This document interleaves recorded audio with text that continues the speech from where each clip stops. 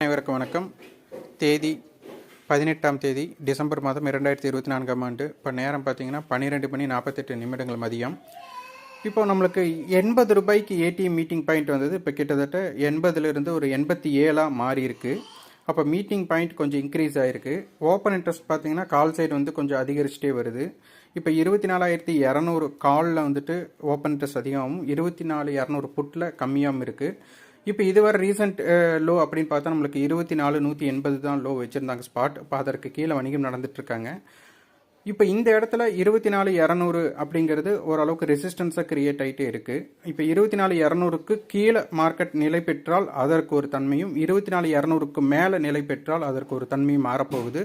அதனால் இதை உற்று கவனிங்கள். 24,200 அப்படிங்கிறது மிக முக்கிய புள்ளியாக மாறக்கூடிய சந்தர்ப்பம் இங்கே இருக்குது. அதே மாதிரி மார்க்கெட்டில் ஏடிஎம் மீட்டிங் பாயிண்ட் 120லிருந்து 80 கட்டாக வந்தவங்க இப்போ 87